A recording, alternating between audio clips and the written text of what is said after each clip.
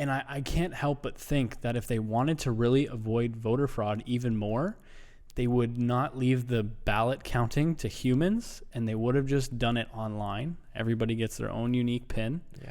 You log on online, you cast your vote once, and that's it. Hey guys, thank you so much for tuning into this week's episode of the podcast. If you haven't yet, please subscribe to our YouTube channel. We're trying to grow our channel, and as we continue on with the podcast, we want to start new forms of content. We want to start posting our work here on YouTube. So if you want to see some of that and continue supporting the podcast, please subscribe.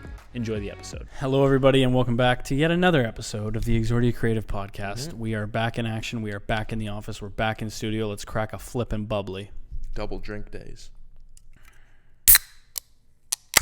It's a party. Yeah, that's nice. All right, guys, what's up? How's it going? Crazy week last week. We can all rest a little easier knowing that we have somewhat of an answer to who the next president of the United States is. But before we get into the election stuff, I want to give a shout out to our good friend Nick, who owns Wristics. So his business is actually quite interesting. Before all of the pandemic stuff happened, he was starting it's in the event space. So obviously the event space has been obliterated this year. And so he's had to make a little bit of a pivot. But anyway, wristbands. Yeah, it was wristbands. So basically you go into an event, put on a wristband, they have RFID, they have all these different kinds of things. And then when the pandemic hit, he pivoted a little bit and started doing hand sanitizer wristbands. And so now he's moved into something else. He's got a printer here in Chatham. He prints in his space. And he prints these pop sockets. So he made us a couple of Exordia pop sockets. And I haven't opened it yet. I'm going to open it maybe on our Instagram story. But I just want to give him a shout out. So if you guys are looking for pop sockets, these are like $3.99, $4.99 on his website. And you can put your logo, you can put a picture, you can put whatever you want on there. It's a good deal. So if you want some pop sockets, check out Wristics, @Wristics on Instagram. His name is Nick, and he will hook you up. Did you use that? Have I used what? Pop sockets. I used to. Yeah? I used to. They're kind of weird. They're kind of whatever, but I definitely want to rock this. It's got our logo on it, so I'll rock it for a bit.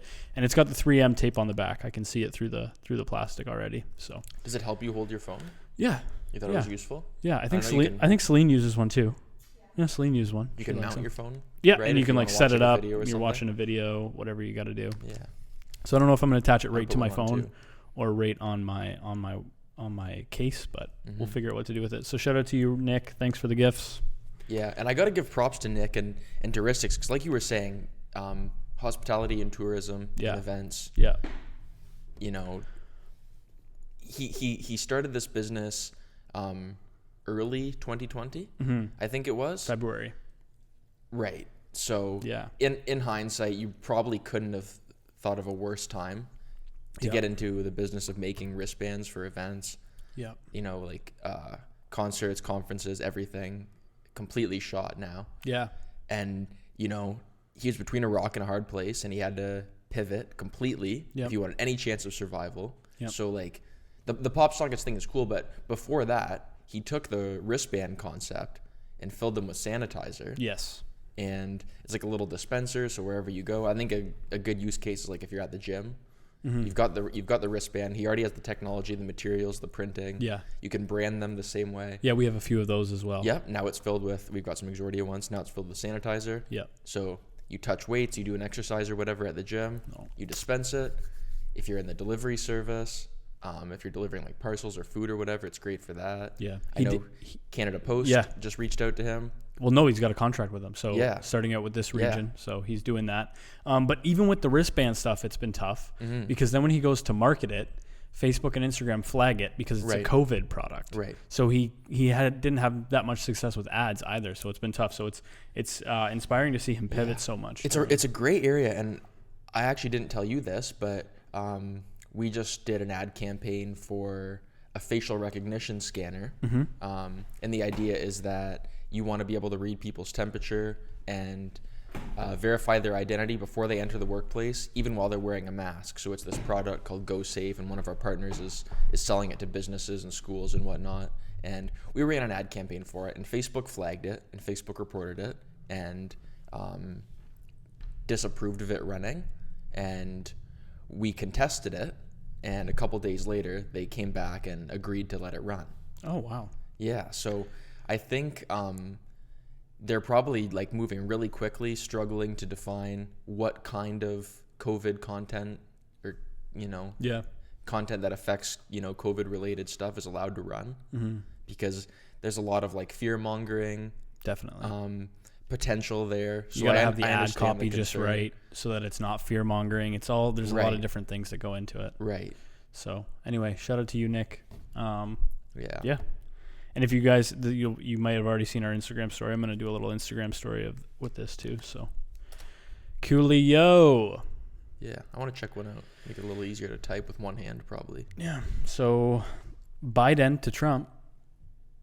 Nice. Haven't heard that one yet. I saw I saw a tweet. I don't know if it's actually a real tweet, but Right. it's a screenshot of Trump sounding off on Twitter or whatever, and then Biden comments BI /DEN. Biden. Would you be surprised at this point? No, dude. Yeah, honestly. No. We have so much to talk about right now. When did we find out? What day was it? I think it was Friday. Was it Friday? So, I think by Wednesday or Thursday, we knew that Biden was going to get the college. Yeah. Right? It was almost a certainty. Yeah. I think, was it Pennsylvania which swung the majority, which got him to 270? I don't even know. I stopped watching after the second night. I'm like, okay. Okay. You know what I mean? Like It was a pretty clear-cut victory, despite what you might hear from the Trump camp. Yeah. Yeah. Like let's let the news reporters go to sleep for a little bit. Mm-hmm. What a long haul for them. Yeah, crazy time for sure. Dude, so many things to unpack here. So number one, obviously a lot of the thing, if you're on the Trump side of things, but voter fraud. There's been a lot of that being tossed around. And I can't help but think that if they wanted to really avoid voter fraud even more, they would not leave the ballot counting to humans, and they would have just done it online. Everybody gets their own unique PIN. Yeah. You log on online, you cast your vote once, and that's it. So now we have humans counting, which took forever, number one. And number two, now there's all this voter fraud going on. And I saw this video. These news people went up to a Trump supporter, and they were like, so what do you think about the voter fraud? And the Trump supporter's like, oh, I voted twice for Trump. What? Just live on TV. Yeah. I voted twice. So it's like, I don't know, man. It seems crazy that we're using such an antiquated system in 2020. It just seems so silly. You do your banking online. You do so much like high security stuff online. Why hasn't the voting just moved to, I understand it's an enormous process. Sure. And streamlining something and moving it online is not going to be easy. But I mean, we know this is the necessary step, right? Mm-hmm. To make it a little bit more secure, a little bit, harder to tamper with. Mm-hmm. So, crazy. Are some of the states still counting at this point? I don't even know. A week later? I don't even know, dude. I checked out. Yeah. Yeah. Because, we all kind of knew early that this was going to happen. And I do commend the way that Biden took the whole election thing. He's like, let's let the process happen, yada, yada, yada. Mm-hmm. He already knows what's in the bag. Yeah, and I'm still, For sure. I am still upset that these were the only two candidates that they could come up with. Sure. I still don't think Biden is a great leader. Because they all have these wicked skeletons in their closet. Same with Kamala Harris. So, again, I think it was the lesser of two evils. I still miss Andrew Yang, man. Yeah, shout out to that guy. Wonder what he's doing. Kanye got a few votes. He's got a podcast. He does? Yeah. Do you listen Andrew to it? Yang does, not Kanye.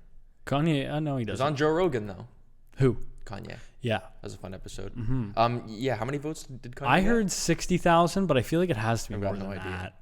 I feel like it has to be more than that. One of our friends was trying to place a bet that he'd got 1 million. There was a You are tripping. There was a funny meme of Kim Kardashian. She tweeted yes to Biden winning or whatever, and then somebody said, "You need to vote for your own husband." Yeah, for real. So, yeah.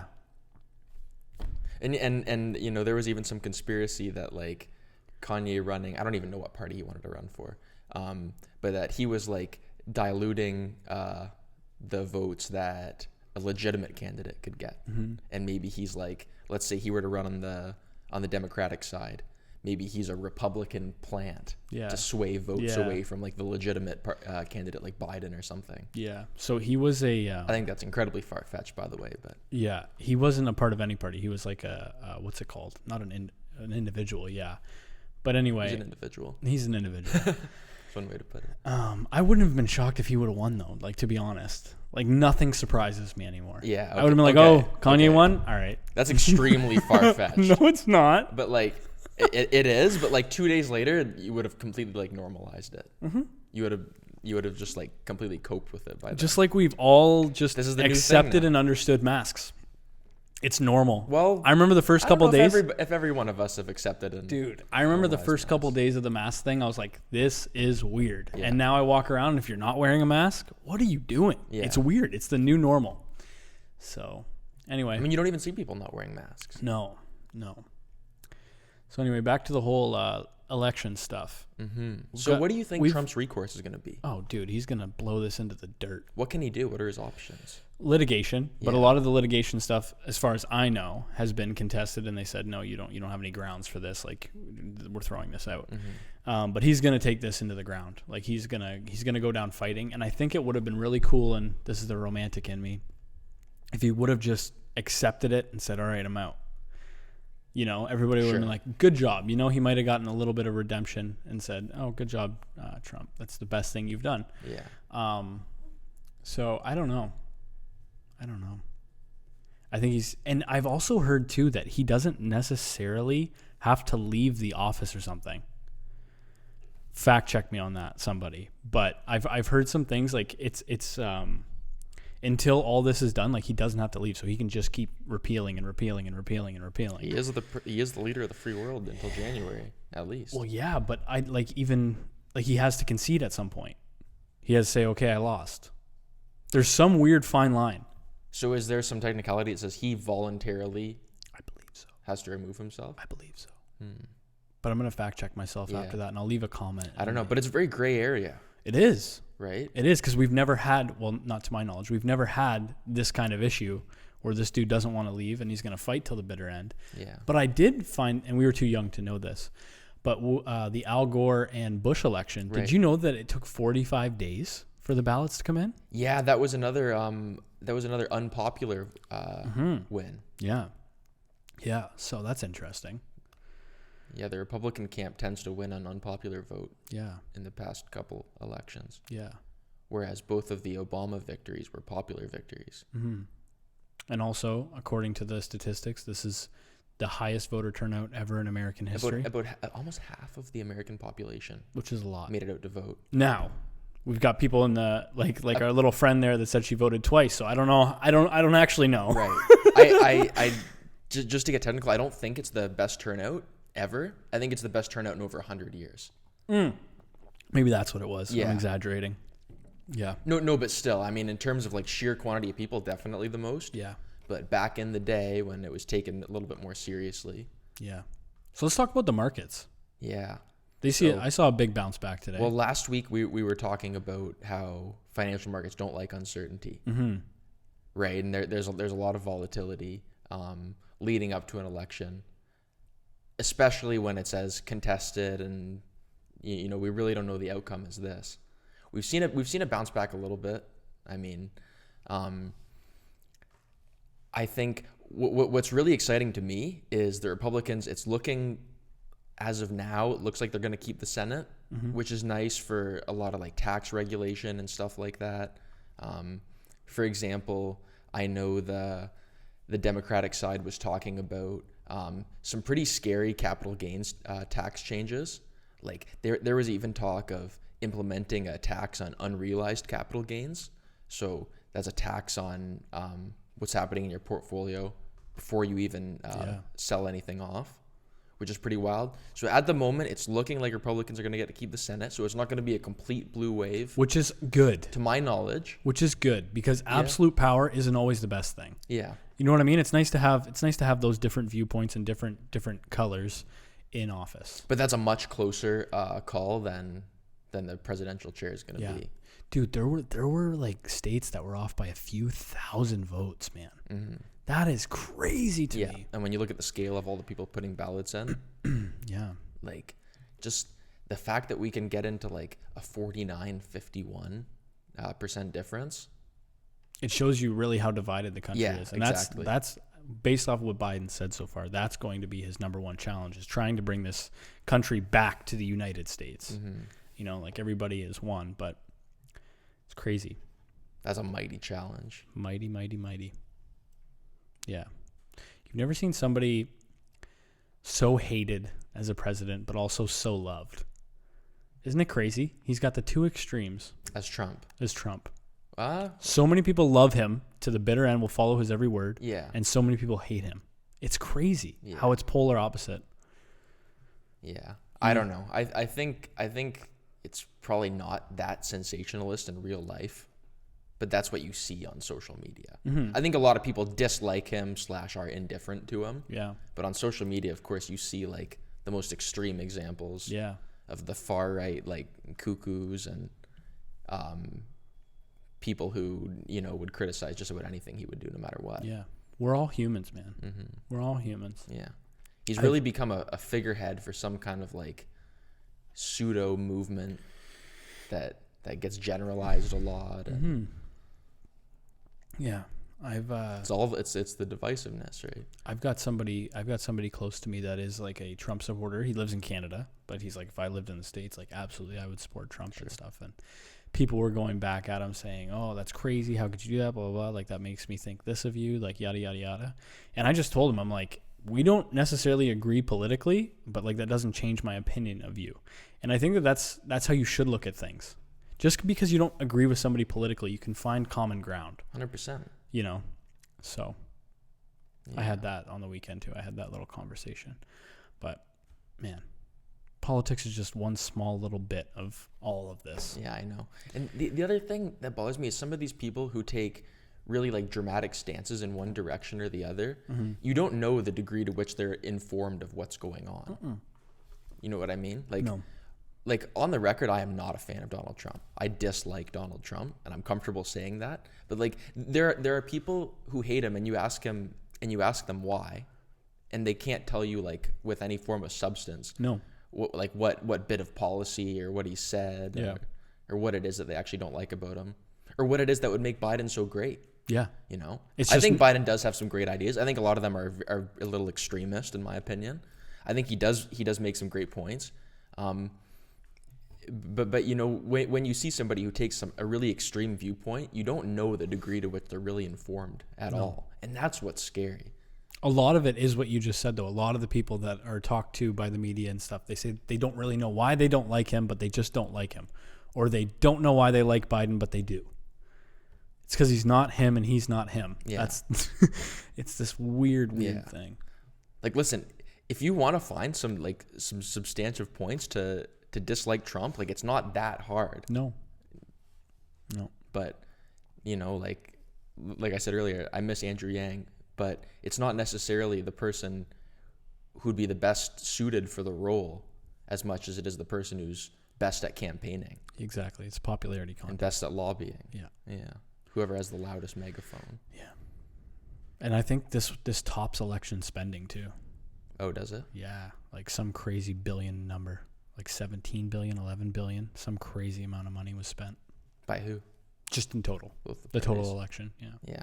And that's what's reported. That's what you see. Right? Exactly. We don't even know. We don't even know, man. We don't even know. So a little segue. Trump was on the golf course when he found out about the results. I was also on the golf course around the same time, not the same course. It'd be a good way to go. Played like absolute garbage. I think it might have been my last round of the season, and it sucked. Our good friend Connor, he golfs quite avidly, and even he had a really tough game. Really? Yeah, we were shooting like it was one of the last really nice weeks. Oh, it was so nice. The weather was perfect. This week too, a little bit. But anyway, so golf season 2020 was fantastic. I loved it.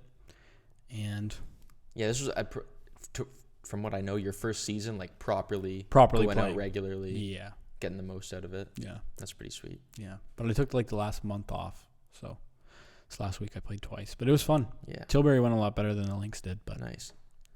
There was a huge surge in golf popularity. Oh, yeah. Right at the beginning of the season. Yeah. You know, that perfect storm of COVID kind of closing down close quarters stuff.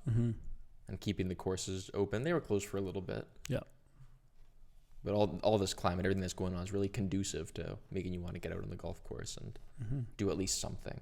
Yeah. Did you ever get out this year? Did I you go to the driving range? I didn't golf a single time Okay. this season.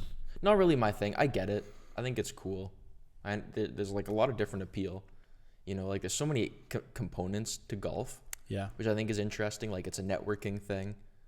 You know, you're not like running around completely winded. So like you can have, you know, decent conversation. You can get to know a lot about somebody. Yeah. It's strategic. Yeah. Like the different clubs that you use. I find it cool. Yeah. Not really for me, But if you strip away all that and you just realize what it is, getting the ball in a hole in the least amount of strokes, it's kind of pretty funny. much. It's kind of like any sport. Yeah. well, like anything, it's not necessarily the activity itself, but it's just like the social aspect of it and having something to do with people. Yeah. Like we're talking about bowling.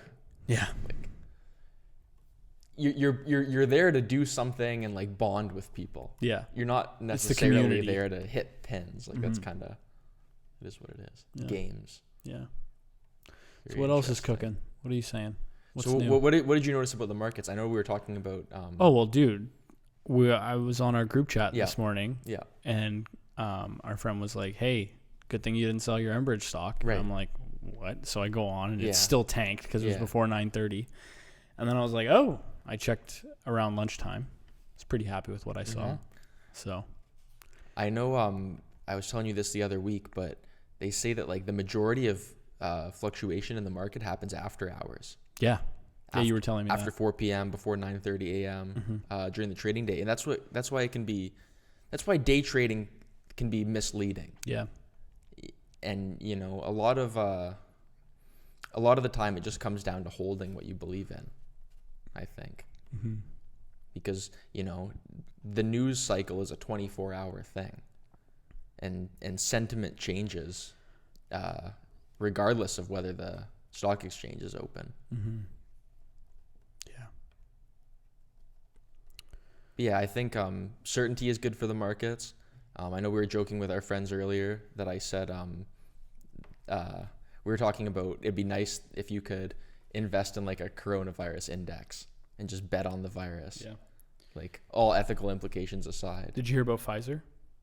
Yeah, I did hear about Pfizer. Yeah. We were talking about that earlier. What did you hear about it? I just heard that they did a clinical study and that 90% went good. Right. Super ironic that it happened right after the election. Yeah. I don't know if Pfizer is the one that needs to be deep frozen, that all the postal services are like equipping their trucks with freezers and stuff. I know there are a few that were lobbying, but yeah, the Pfizer 90% efficacy was big. I heard about that this morning. My mom works in healthcare. She told me to invest in a few, including AstraZeneca, Johnson & Johnson, Pfizer, Moderna is another one. But yeah, another aftermarket move, right? You could have woken up and you could have been ready to buy right at 9:30 the moment the market opened, but you would have been too late. Yep. Because the sentiment all happened before. Yep. So we'll see what happens there. The timing is incredibly ironic. Yeah. Maybe they were waiting until there was some certainty. Who knows? Yeah, I don't know. Donald Trump was hyping them up. Yeah. I don't know. I haven't like thought out the implications. Let's also not forget too that would that mean. just because they have a potential vaccine doesn't mean that that's really going to change much, because distribution is everything here. Yeah. At what scale can we produce this? Yeah. Like one of the big 5 or 6, all of these vaccines have to be stored cold, but one of them has to be essentially deep frozen, like sub 40 degrees Celsius or something like that. So USPS and all the big postal services have to like re-outfit their trucks if they want to distribute it. Yeah. With like a special kind of freezer that they don't already have. So that's going to be a whole issue, the logistical side of it. And that's just domestically, right? Let alone getting it elsewhere. Yeah. This is just one small step. Big virus rages on. Yeah. What else? Dude, Trump made some tweet today that kind of freaked me a little bit. What was it? I'm going to pull it up because I don't want to get this wrong. Something to do with Ministry of Defense. which freaked me out. Do. Okay.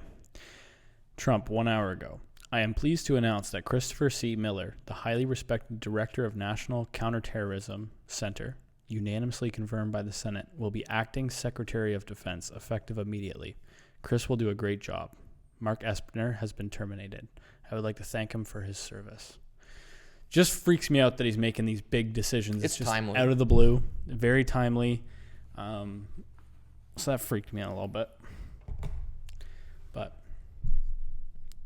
yeah, I think from a branding perspective, I do think it's important that he maintain his stance till the bitter end. You know, not that I don't think he's ever going to campaign again, but you know, the man is no stranger to branding. Like, he's built businesses his whole life, right? yeah. So to maintain that stance, even when things aren't necessarily in your favor. Whether you like him or you don't, he's a master marketer. Right. I get it. Would it have been honorable for him to concede and just gracefully accept the defeat? Sure. But I do see the appeal to kind of going guns blazing till the very end. Yeah. And just sinking with the ship, so to speak. Yeah.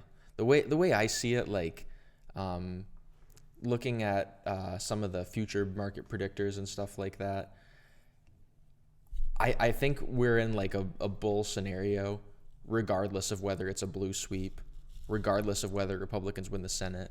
Even if Trump were to keep the office, I don't think it matters that much. I think, like, with what's going on with monetary policy right now, I think this is just a stocks only go up situation. Yep. I think this is more of a who's chairing the Federal Reserve more so than who's the president of the United States. You know, I know there's discrepancy over whether the stimulus is going to be 1.8 trillion or 2.2 trillion. Yeah. But the fact is that's a lot of stimulus. Yeah. And let's also not forget too that the sitting president is one important power player. But a lot of the time in federal elections, a lot of people forget how important their municipalities are, their state elections, like all that kind of stuff. And those are the things that actually affect you more and more on a day-to-day basis than the top figurehead. I think the top figurehead is like a fun, dramatic thing. And yes, you know, they can enact a lot of change and stuff, but on your day-to-day, like your state level, your provincial level, your municipal level, like those are the important things you have to watch. And I don't know if you saw this, but Oregon actually just passed medicinal psilocybin mushrooms for medicinal use. That is crazy. Crazy. And I think 5 states also legalized recreational marijuana as well in this election. So these are all like the small things that get overpowered by all the drama that's going on. I know there's a really controversial situation with what's going on in Portland, Oregon, with their mayor. He's receiving a ton of backlash. You know, the protests there were getting out of hand for a while. That always tends to be a very, for better or worse, a highly, highly progressive place. Even more so than California, it seems, in a lot of ways. And the mayor of Portland is really representative of that. I don't want to speak too much on it, but he's been a very divisive figure between Democrats and Republicans, and how he's kind of letting the city be run, and the legitimacy that he's giving some of the protesters and stuff there. Be a pretty wild place to live. Yeah, that's interesting though. Is it medicinal psilocybin? Medicinal, yes, therapeutic. Yeah, the amount of clinical trials surrounding psilocybin right now are wild. Yeah, and I think we're going to see a cannabis-like situation in the next somewhere 2 to 20 years or something like that. That's a good range. Yeah. So that's interesting. Yeah. I think it's kind of cool, man. Like, let's test the waters a little bit. Let's expand here. Can this actually be used in a... There is a shocking amount of evidence. I haven't done too much toward the efficacy of like microdosing. I've heard a lot about microdosing though. Yeah. You know, maybe you take like 1/100th of like a weird trippy dose, or like 1,000th of a dose like that. Yeah, so it'll be interesting to see what the research is able to show about a substance like that. Yeah. And also, guys, like for the Canadians that watch, I know we got a few people from the U.S. What's up? Next federal election, next provincial election, just pay attention to like your local stuff as well, because that's really important. What's going on in your backyard? So. Yeah, it's so much more than just who's the figurehead at the top. Yeah. Because like you were saying, if there were to be a blue sweep, which I think there's still a chance, it's just there's an ease with which bills and decisions can be made that can't necessarily happen if, like I'm thinking, the Republicans get the Senate. There's going to be a little bit more contention between decisions and bills, which from like a bureaucracy standpoint, it's not that great because things can get held up and it's like essentially a traffic jam. But it can be less extreme, and less extremist kind of ideas can get through, which is probably a good filter. Yeah. All right, man. That was a political heavy episode. Hope you guys enjoyed it. If you did, give that like button a smash. Subscribe to the podcast on Apple Podcasts. Subscribe to the podcast on YouTube, guys. Let's get those subs up. And maybe next week we won't talk so much about politics, but if you liked it, let us know. We are obviously going to keep following what's going on, and we'll keep you posted. Yeah. So thanks for watching. Shout out to Nick from Ristics, and we'll see you next week. See you guys. Peace.